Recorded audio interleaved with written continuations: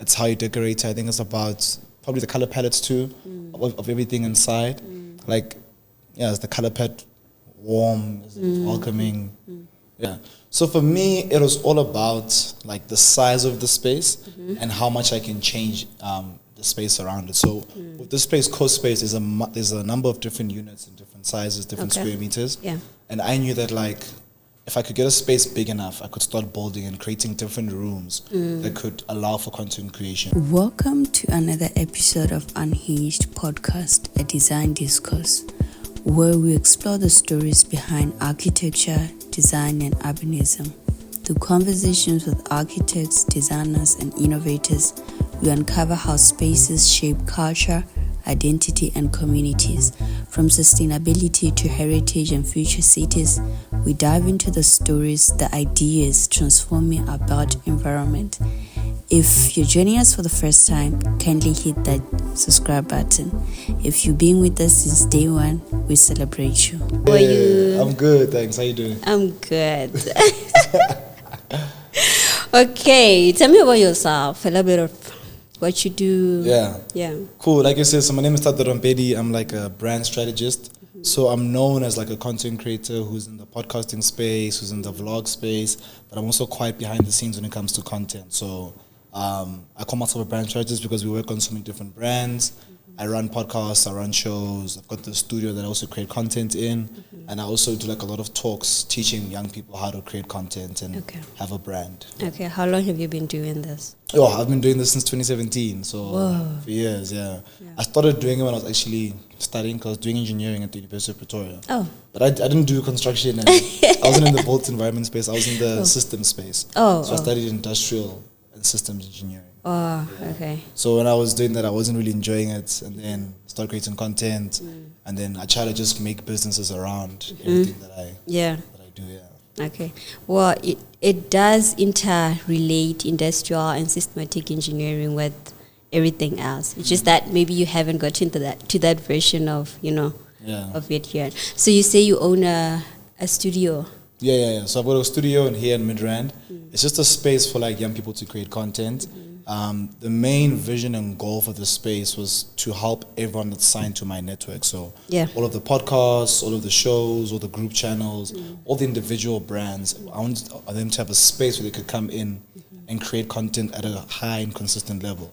So we're trying to give them like equipment, to give them space, allow for them to build like their brand identity without like pressures, And then we open up the space to other people who also want to use it, But the main focus of the space initially was just for the team. Okay. So not being an architect, not being a realtor, when you were buying the space, the studio, what things were you looking into to say, okay, this is the space that I'm going to go with? Yeah. So for me, it was all about like the size of the space and how much I can change the space around it. So with this place, co-space, there's a number of different units and different sizes, different square meters. Yeah. And I knew that like if I could get a space big enough, I could start building and creating different rooms that could allow for content creation. So the dream for this space is for it to be like modular. So the first thing was space, and then the second thing is obviously being able to be modular, so changing the set design, things around. That's important. We're still in the first like initial design phase, but then we are like getting quotes, we're speaking to brands that we work with to come and like change up the space, because we want it to be like a plug and play. Like you must be able to come, everything's already set up, you choose change your chairs and stuff. If you want to come shoot, live content and live stream, all you have to do is log in, plug and play, then you can stream. Okay. So modular you should be looking into the aspect of, it shouldn't be like the structures of what you're gonna be having here, it shouldn't be like permanent. It should be like things that are like movable. Yes, 100%. Right? If you're gonna be creating an example of what space, I don't know, there's a studio, they have like different spaces like that. So they got like kitchen spaces, and then all that, the bathroom setup and the different kind of spaces that you can easily come in and shoot and be able to, but it's easily like what movable, you're saying, it's easily movable, and so what I wanted to ask now is, what's the first thing you notice when you look at a building, right? Does it differ depending on the type of building? Oh, okay. So I'm gonna use it based off of like, I'm gonna use 2 examples. I'm gonna do it based off when I was looking for an apartment. Okay. And then I'll also use it for when I was looking for, a studio. For an apartment, what I was looking for was purely like aesthetics. Like I wasn't even looking as will be safe. I trust the engineers and the people in construction. Yeah. For me, it's like, does it look good? Or will it be a place where I'm happy to drive back home every day and like, automatically start relaxing. So aesthetics of the building are very important. The colors also, and the maintenance of the building. Like how maintained is it? Is it deteriorating? Those are some things I look at. Yeah, then for the studio space, it just was location. But then, in terms of using aesthetics for your apartment, didn't you look at like the functionality part? Or you were like, okay, you were like those people who are like, okay, a house is a house as long as there's a kitchen, a bathroom. No. Because I had requirements with my apartment inside, so it had to have like its own island in the kitchen. I needed like a kitchen island, and then I also needed it to be connected to like the open plan to the sitting room, because I like hosting and having guests over. So I knew that if I'm cooking for my friends or mixing a drink, they're easily sitting around the sitting area. Even with the design of my apartment, like I've got certain rules in certain spaces. Yeah. So downstairs, I kind of have like this like no tech rule. So there's no TVs, there's no PlayStations. It's just books. It's like a big fat sack. It's a couch. And then the sliding doors there in the kitchen. So they are able to have conversations. We should play games. It's a place for us to connect. When you go upstairs, it's like the TV, the PlayStation. And there you take out your phone, charge your phone. Let's create content and have fun. Yeah. So those are my requirements. Functionality part of your space there. Functionality, okay. So those are my functional it's not just aesthetics. You have created it in such a way that, when you are in the kitchen, when you are hosting, you are in the kitchen, you are able to interact with the people who are sitting in the lounge, and the connection between that, it's quite important. Yeah. So what comes to your mind when you hear architecture? When I hear architecture, I think about buildings. Architecture, I think about like, for some reason I think about like high raised buildings. High raised buildings. Yeah, I just think like me going into town and seeing just like a number of different buildings. That's the first thing that comes to mind. Oh, okay. But it's beyond just buildings, right? Yeah. Because space impacts your psychology. You know that the spaces that you are in, they somehow affect your neuroscience and how your brain is wired and. Yeah. So you could walk into a space and it's cluttered. Let's just say it's cluttered. Yeah. Immediately when you walk into that space, what happens? And I've seen, because when I walk into my space and like, let's say that day I didn't wash the dishes or it's not as clean, I don't have as much energy and I lose motivation and I lose like work ethic. So I've seen that, like if my space is not clean, my mind is not clean. That's the mind in architecture. So there's a book like that, The Mind in Architecture.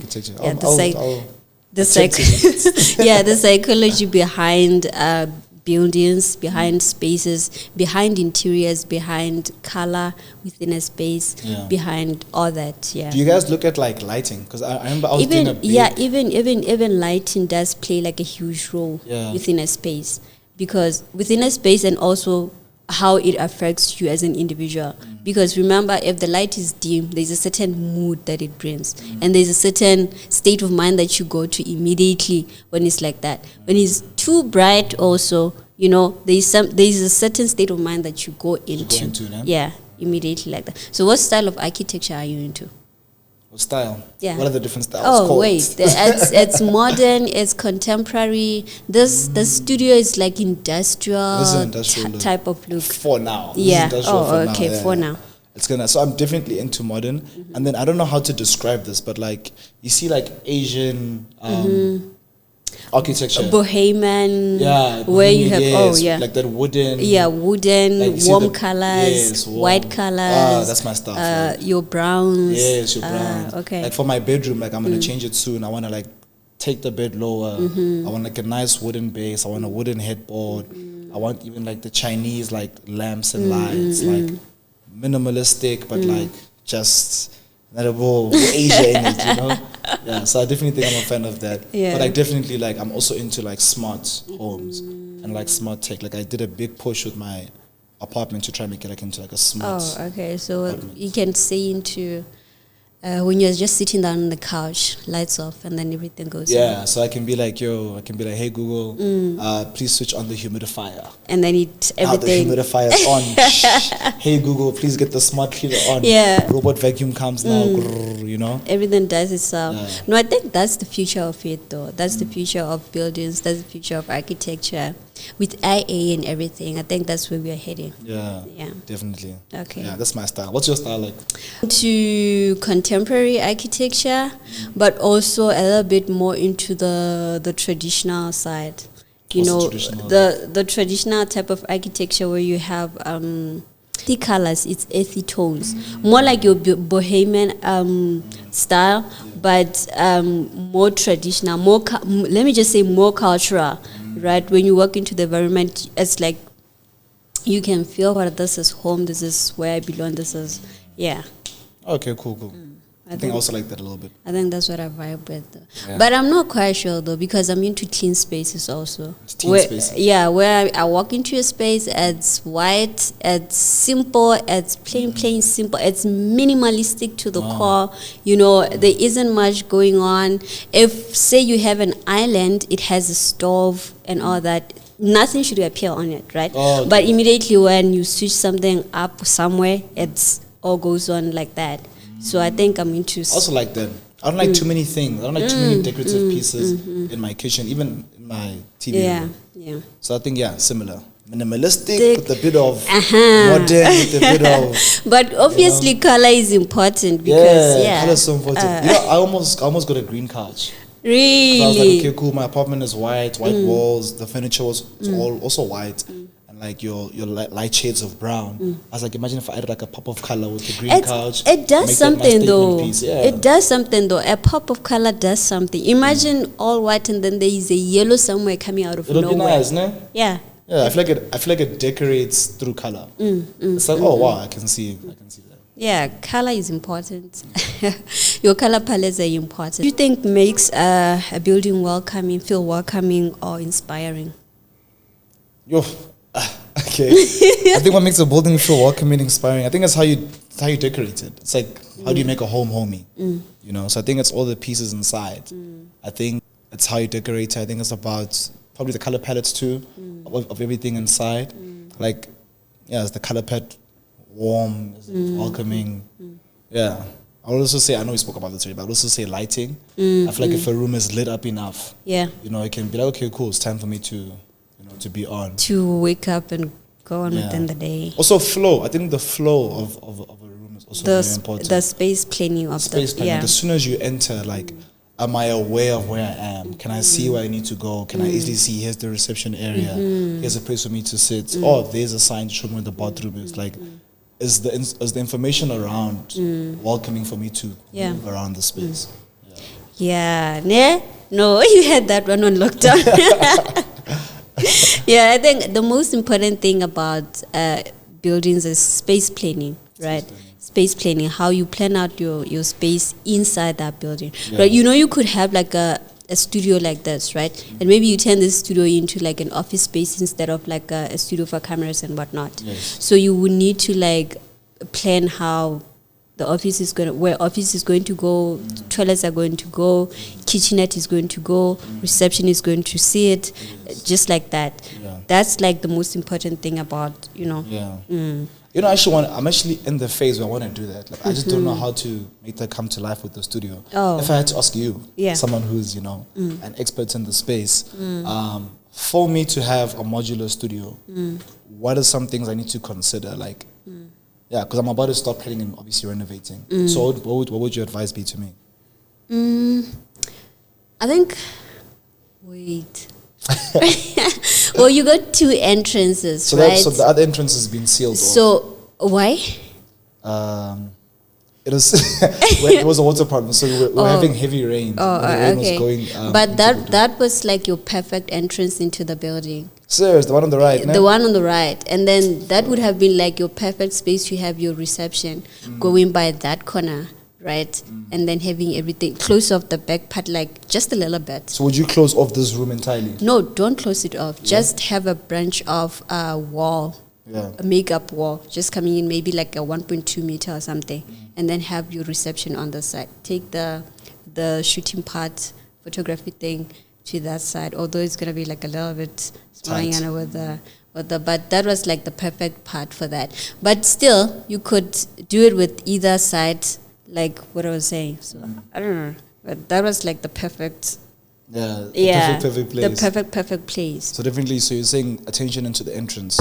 Yeah, attention into the entrance is important. Plus, it's not confusing. You literally know this is where you're going. Yeah. Instead of having to walk all the way down there, you wonder where the door is. Yeah. Right? Just wait for me there. Just give me a second. Oh. This mic keeps... I think it's a bit heavy.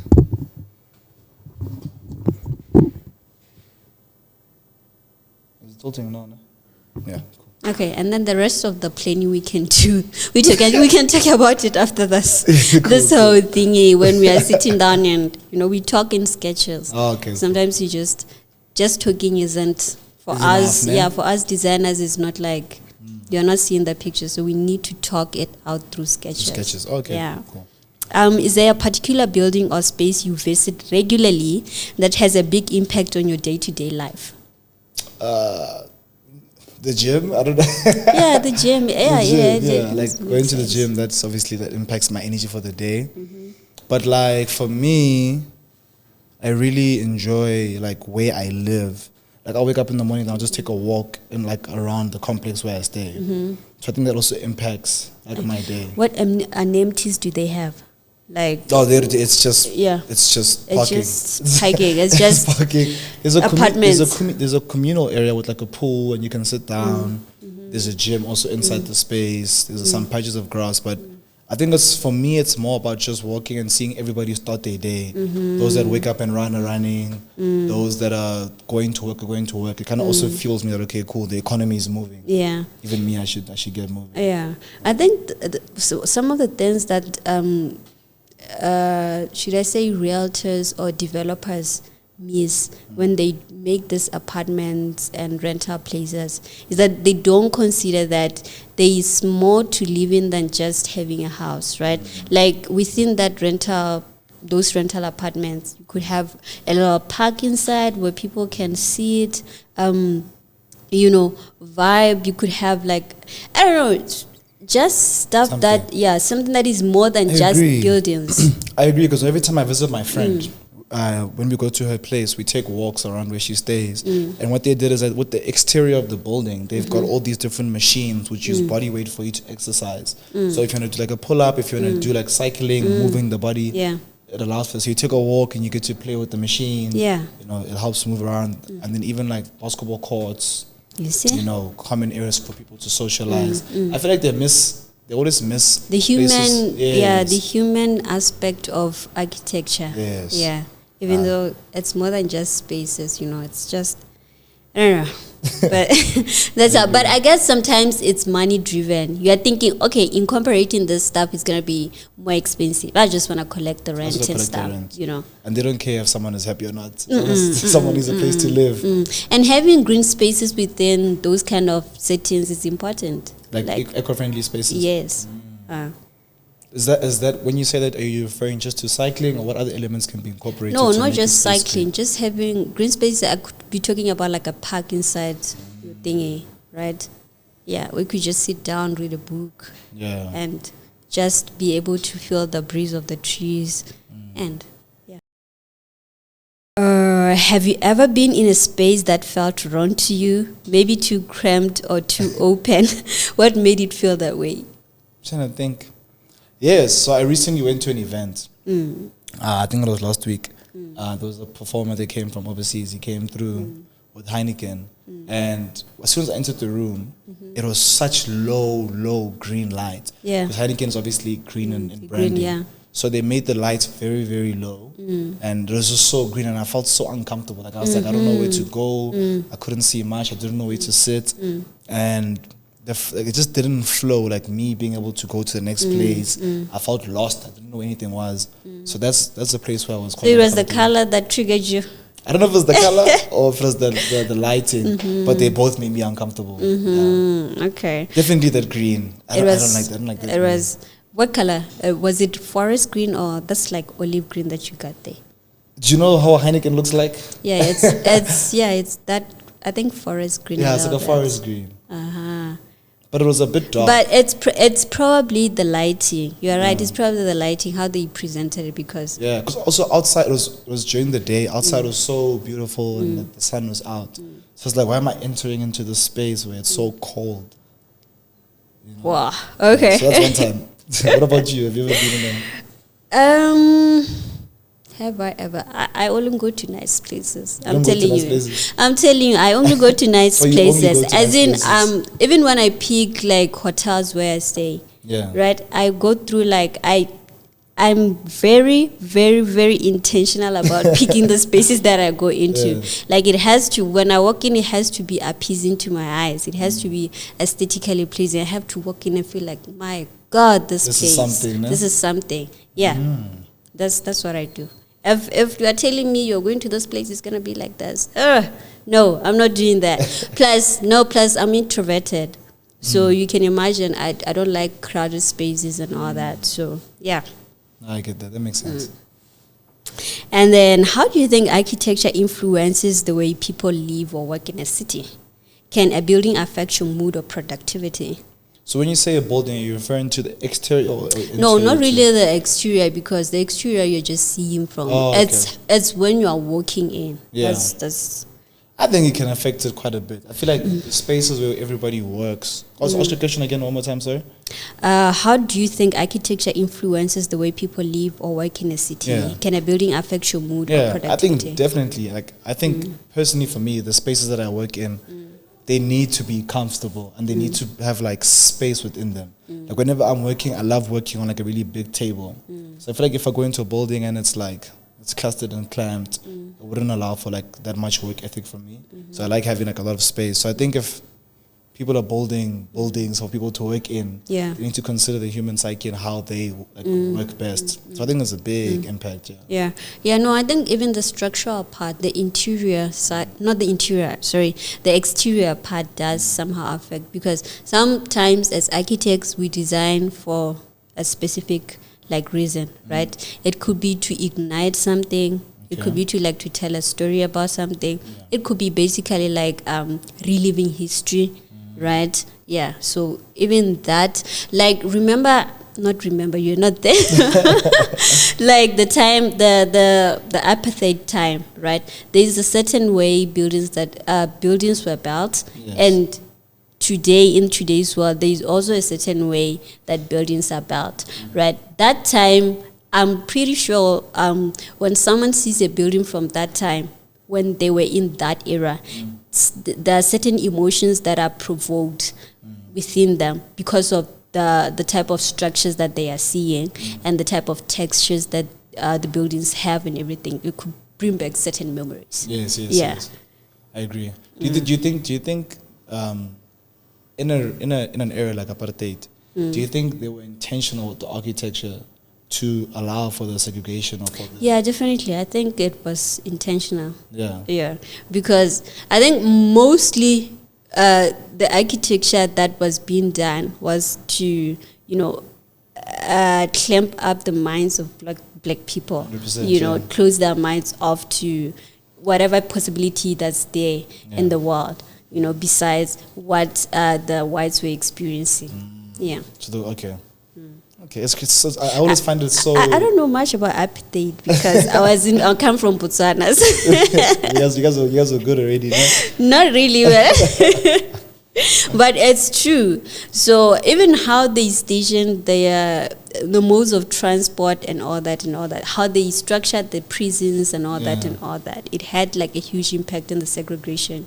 Yeah, no. I always find it so like fascinating how someone can put in so much effort to create so much bad. It's like you'll be amazed. You'll be amazed if you were to design your dream home. Right. Now you're talking the language that I speak. Let's go. Or personal space. What elements will be essential for you? So, and I've said this like 100 times on this thing already. Space. So my dream home is definitely like a ranch, right? So, definitely have like.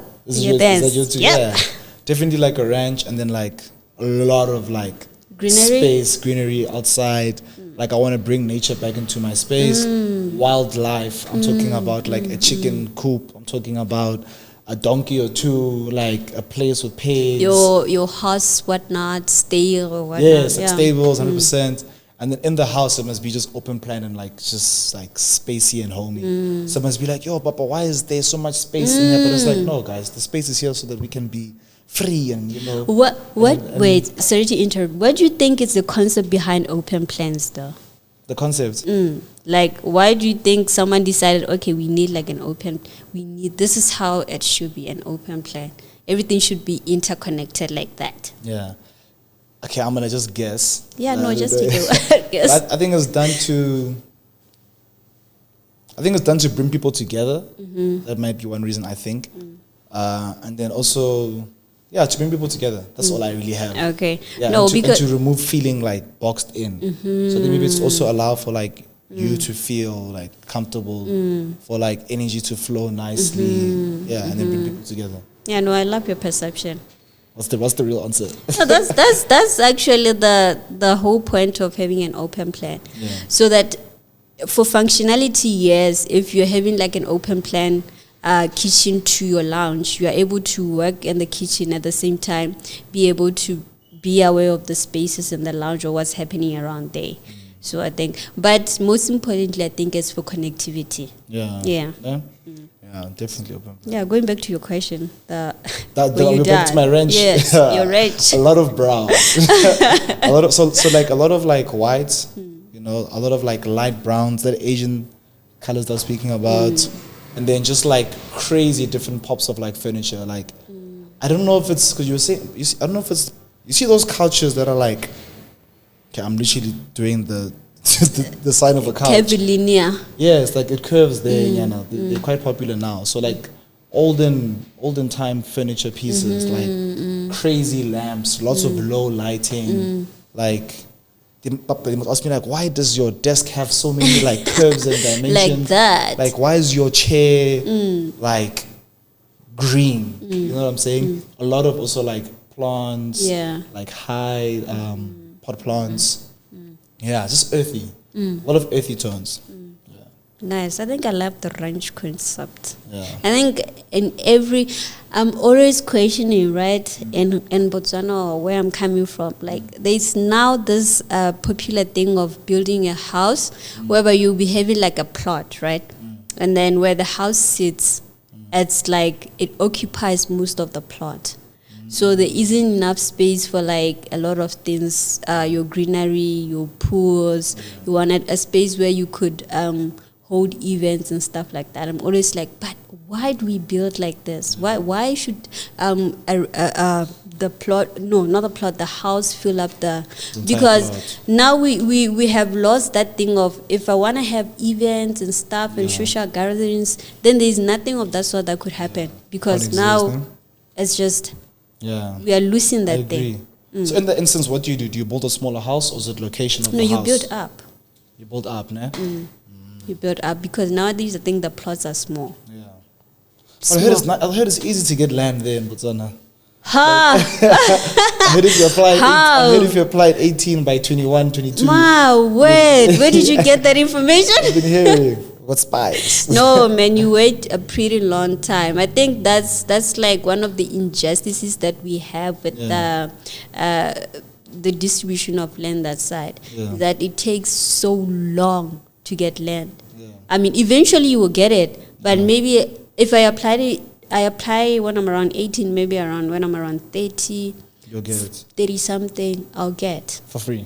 For free, yeah, for free. I don't even think we can apply for land. Really? No, I don't think we can apply for land and get it for free. So you just buy land here? Yeah, you buy land here or you rent out land.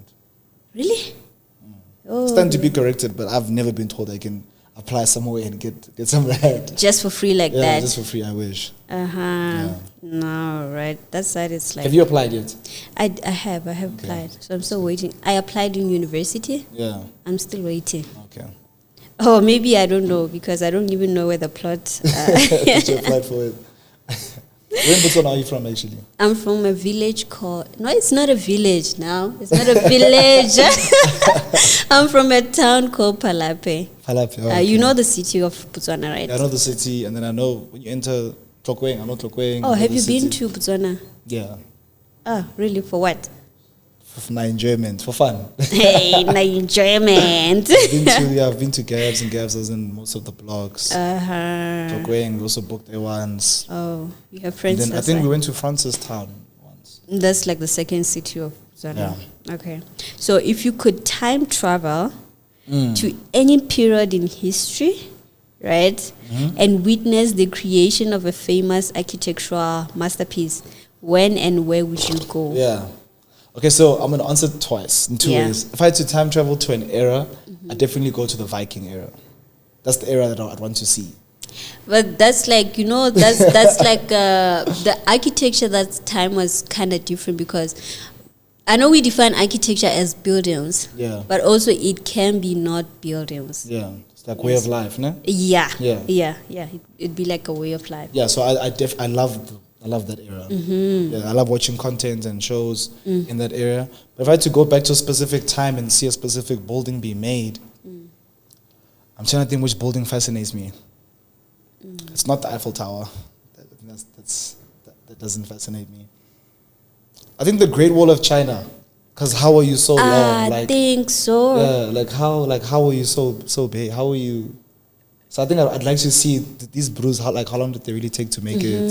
Like how did the planning look like? I'd like to see the pre-planning. Like what was what was in their mind, and where did they get the confidence to say we can afford to build such a big wall? The Great Wall like that. Yeah. What about you? I think it'll be maybe the pyramids. I think the engineering behind it, it's fascinating more than the architecture of it, because it's just a simple thing. It's triangular, but how it's been engineered to stand, I think that's the fascinating part. And then maybe the Opera House. Where's the Opera House? In Melbourne, Australia. In Australia, okay. Yeah. I think there's so many buildings. I think there's a guitar one in China also. Yeah, I think that's also something that I could be interested in. Yeah. Even like for me, if I had to go to a specific country, I'd like to go to, not China, I'd like to go to Japan. Japan, right? Because they are so like technologically advanced. Yeah. In comparison to us, so I'd love to see like how they live with tech. And, like, but how besides just technology, the culture is rich there. The culture is very rich, yeah. But even here in South Africa, the culture is richer? You got like a rich culture, but then it depends on the area that you're in. It's like when you come to Johannesburg, you can't really tell. But there are some areas where it's like people are tapped in like that into that culture. Why don't you guys bring that to the city? Yeah. Not like be like traditional people out there, but preserve like honor and preserve your culture. You know what I think it is, nah? I think a lot of so I'd say I'm the generation of people where I'm the generation where our parents come from apartheid. And then some of them got to study or they got to start working after apartheid was close to an end, or, you know.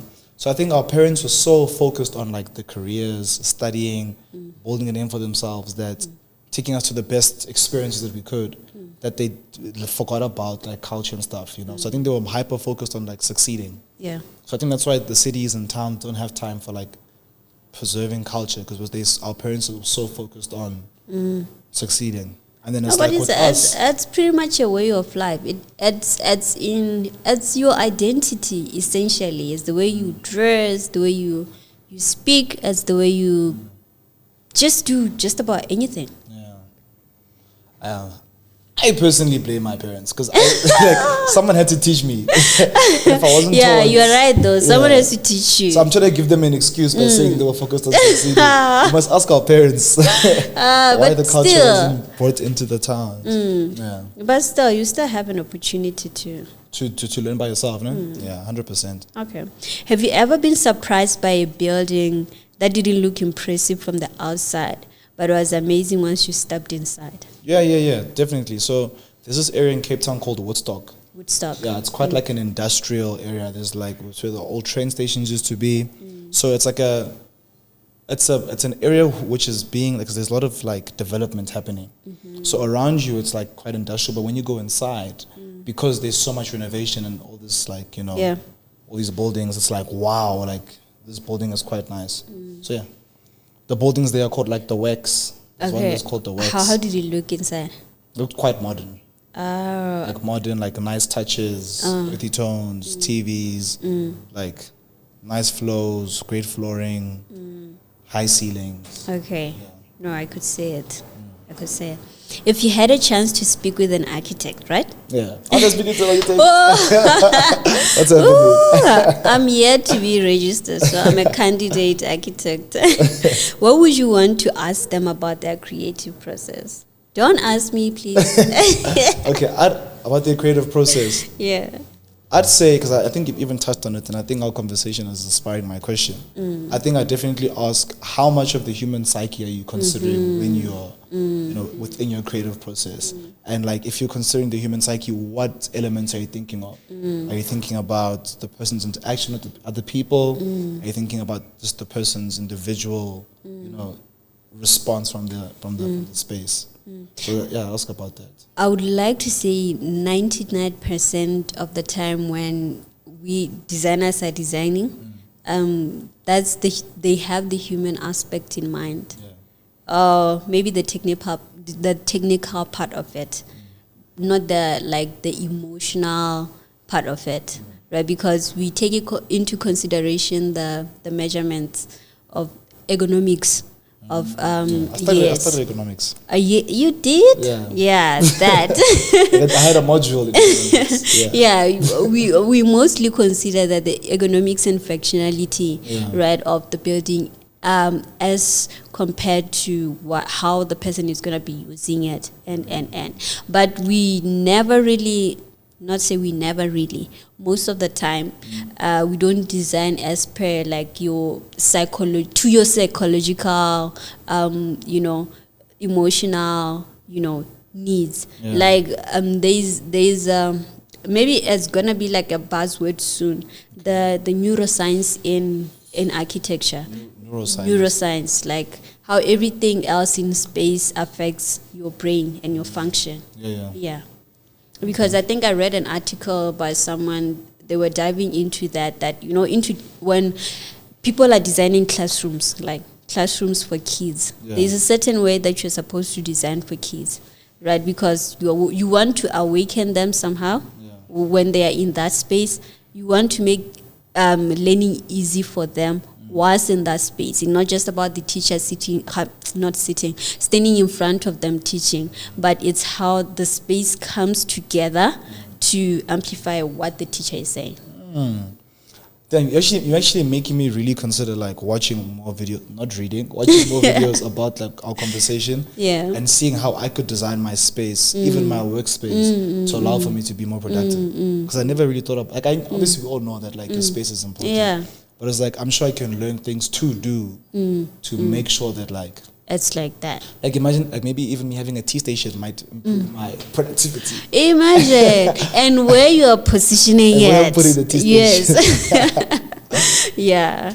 No, thank you very much for joining us. Of course. Thanks for having me. This was nice. This was nice. I didn't expect it to be to go this way, but this is good. This is really good. Thank you very much. Good luck with the podcast. Yeah. I hope you have amazing guests.